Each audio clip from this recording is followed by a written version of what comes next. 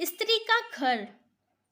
तुम्हें कितनी बार बताया है मेरे तैयार होने से पहले मेरा नाश्ता तैयार हो जाना चाहिए। शादी के 25 सालों बाद भी मुझे क्यों बार बार एक ही बात बतानी पड़ती है लता। तुम्हें क्या है, तुम तो आराम से घर पर रहोगी, मुझे काम पर जाना पड़ता है। तुम हो कि हमेशा बेवकूफ़ों जैसी हरकत करती हो। अगर तुम यह जानबूझकर करती हो तो याद रखना मुझसे बुरा कोई नहीं होगा। आज भी प्रशांत का पारा चढ़ा हुआ था। इन कटु शब्दों में अपना गुस्सा उतारते हुए गीला तौलिया कुर्सी पर फेंकते हुए प्रशांत गुस्से से लता की तरफ देखने लगा। लता के लिए प्रशांत का यह बेवजह का गुस्सा कोई नई बात नहीं थी। वह महीने में 3-4 बार ऐसे ही लता पर बरस पड़ता था। पहले पहले लता उसका विरोध किया करती थी, लेकिन जब कई सालों तक प्रशांत में कोई बदलाव नहीं दिखा तो लता ने खुद को ही बदल दिया। अब प्रशांत के कुछ भी कहने से लता को कोई फर्क नहीं पड़ता था। प्रशांत की हर बात वो चुपचाप सिर नीचे झुकाए सुन लेती थी। शादी के पहले 5 साल तक लता ने पूरी कोशिश की थी कि प्रशांत को बदला जाए, लेकिन फालतू का गुस्सा करना और बाद में लता को भला बुरा कहना, यह मानो जैसे उसकी आदत बन गई थी।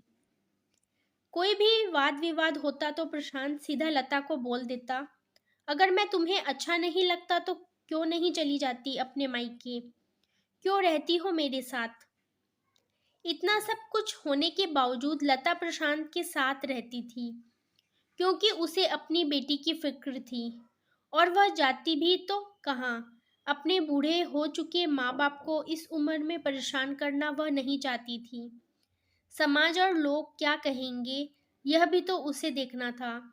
वह इतनी पढ़ी लिखी भी तो नहीं थी कि खुद जाकर कोई नौकरी कर सके और अपना और अपनी बेटी का पालन पोषण कर सके। लता को अब अपनी फिक्र नहीं थी, उसको फिक्र थी तो बस अपनी शादी लायक हो रही बेटी की। लता नहीं चाहती थी कि पति पत्नी के झगड़े की वजह से काव्या डिस्टर्ब हो। काव्या की पढ़ाई पूरी हो चुकी थी, उसके लिए अब शादी के रिश्ते आने लगे थे। कई रिश्तों को काव्या ठुकरा चुकी थी। 2-3 महीने बाद एक अच्छा रिश्ता आया। रिश्तेदारों और पहचान के लोगों ने भी लड़के के बहुत गुणगान किए थे। प्रशांत एक शाम अपनी बेटी के पास बैठकर उसे बताने लगा, काव्या बहुत अच्छा लड़का है, पढ़ा लिखा है, बड़ा घर है, बहुत अच्छी नौकरी है। ऐसे रिश्ते बार बार नहीं आते बेटा, इस बार मना मत करना। काव्या अपने पिता से ज्यादा बात नहीं करती थी, शायद डरती थी या शायद नफरत करती थी। लेकिन आज वो अपनी पूरी हिम्मत इकट्ठा कर बोली, मुझे अभी शादी नहीं करनी है पापा, मैं नौकरी करना चाहती हूँ, खुद अपने पैरों पर खड़ी होना चाहती हूँ। हाँ तो उसमें क्या बड़ी बात है, मैंने लड़के से बात की है, वह तुम्हें किसी बात के लिए नहीं रोकेगा। तुम शादी के बाद भी नौकरी कर सकती हो, वह तुम्हें नौकरी के लिए परमिशन दे देगा। प्रशांत बोला, मेरी नौकरी करना या ना करना उसकी परमिशन पर क्यों डिपेंड रहेगा पापा, काव्या ने पूछा। मैं कह रहा हूँ ना, तुम्हें किसी भी चीज की कमी नहीं होगी वहाँ। ऐसे रिश्ते बार बार नहीं आते, इसे ठुकराना मत, बहुत खुश रहोगी तुम वहाँ। प्रशांत बोला, पापा क्या मैं उतनी ही खुश रहूंगी जितना मम्मी इस घर में खुश है, काव्या ने तंज कसते हुए कहा। आज तुम्हारी जबान कुछ ज्यादा नहीं चल रही, प्रशांत गुस्से से आंखें बड़ी करते हुए बोला। पापा मुझे शादी ही नहीं करनी है, क्योंकि शादी के बाद अगर वह लड़का आपके जैसा निकला तो मैं क्या करूंगी। मुझे आपके जैसा जीवन साथी नहीं चाहिए, जो बिना बात के मुझ पर हमेशा चिल्लाए। मुझे कुछ भी अपनी पसंद का लेना हो तो 10 बार सोचना पड़े, कहीं वह नाराज ना हो जाए। मेरी तबीयत कैसी भी है उसे परवाह ना हो, रोटी थोड़ी सी मोटी बन जाए तो घर सर पर उठा ले, उसकी चेकबुक ना मिले तो भी मेरा ही दोष निकाले, और हर छोटी मोटी बात पर मुझे मायके जाने के लिए कहे। काव्या ने अपना दिल खाली करते हुए पापा से सब कुछ कह दिया। प्रशांत का गुस्सा 7वें आसमान पर था, लेकिन उसके मुंह से एक भी शब्द नहीं फूट रहा था। वो काव्या की बातें सुन रहा था। काव्या उतना ही बोलकर चुप नहीं हुई। आज पहली बार वह अपने पापा के सामने इतना कुछ बोल रही थी। पापा, आपने माँ के साथ हमेशा गलत व्यवहार किया है। आप अपने ऑफिस का गुस्सा बिना सोचे समझे माँ पर उतार देते हैं, कभी इस बात की परवाह भी नहीं करते उन्हें कैसा लगता होगा। आपकी बातें सुन सुन माँ ने अपना स्वाभिमान खो दिया। प्रशांत आज पहली बार अपने किए बर्ताव को महसूस कर पा रहा था। वो इतना ही बोल पाया, जो तुम्हारा मन है वो करो, मैं तो इतना बुरा हूं ना। काव्या ने प्रशांत का हाथ पकड़ा और बोली, पापा मुझे सिर्फ एक सवाल का जवाब दे दो। क्या आप चाहोगे कि मेरा पति आपके जैसा हो?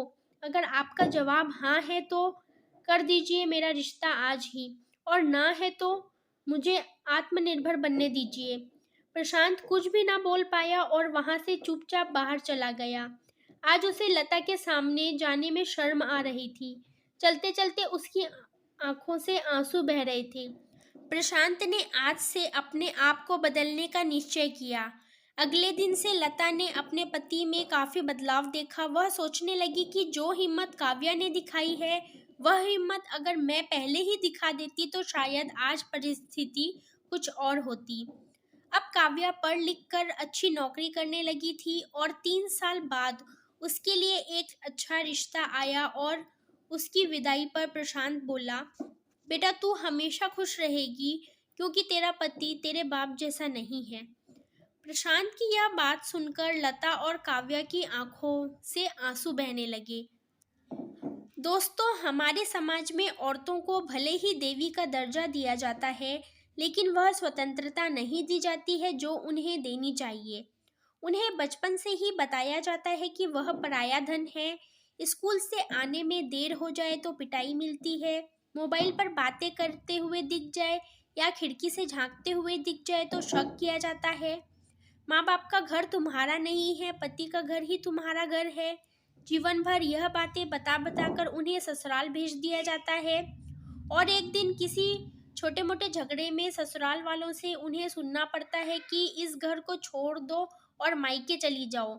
अब आप ही बताओ दोस्तों, ऐसी स्त्रियों का सच्चा घर कौन सा? आखिरकार वह किस घर को अपना कहे? तो दोस्तों, ये कहानी कैसी लगी मुझे कमेंट करके ज़रूर बताइएगा। वीडियो को लाइक और चैनल को सब्सक्राइब कर दीजिएगा।